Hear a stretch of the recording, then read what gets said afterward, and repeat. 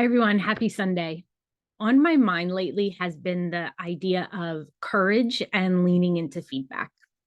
The last couple newsletters have focused on different components of becoming a culturally responsive, sustaining educator and getting to know our students' strengths and identities and finding ways to weave that into our content areas so that we can make learning meaningful and relevant for our students.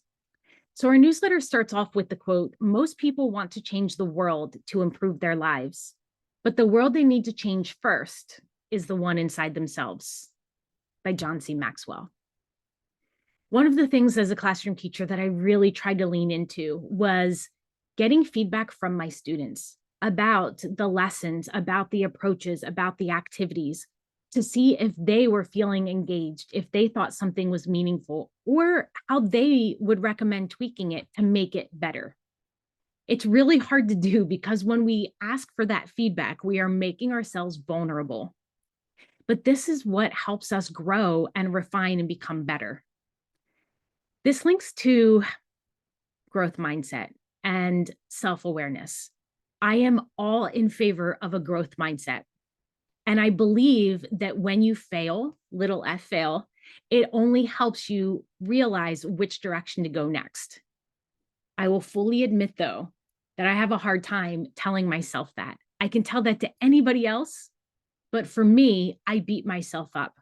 And in one of our upcoming podcasts, we're going to be talking with Jessica Holloway, an instructional coach in Tennessee. And her focus was really on how do we combat negative self-talk as educators and focus and lean in the positive self-talk? Because sometimes the way we talk to ourselves is not what we would allow other people to do. So how does this relate here? This idea that we need to open ourselves up to feedback so that we can become better and see feedback as a gift, that when somebody tells us, hey, this is what would work better for me, they are also being vulnerable and sharing their needs and advocating for themselves. And when we can open up and take that in and refine, we elevate ourselves and we become better and better. James Clear has a quote that says, "The trick to viewing feedback as a gift is to be more worried about having blind spots than hearing them." And so when I think about, oh, sometimes it's better just to not hear feedback and to just keep moving forward, maybe you feel that you're protecting yourself, but you're probably going to be hurt in the long run. And if we think about what is our goal in our classroom, and it's to expand learning for our students, to help them feel more confident and competent in who they are, to help them recognize and celebrate their successes, to help them see growth, to help them become, quote, good human beings, however you want to define that. That means that we need to be more afraid of not growing than of getting feedback and growing into that. So I'm curious to see how you do that within your classroom. I used to offer surveys where every quarter I'd ask for feedback. What did you like? What did you not like? And I will share with you, though, when I felt most insecure is when I did not want to do those feedback surveys. And sometimes I didn't. And I wish I could go back and do that again.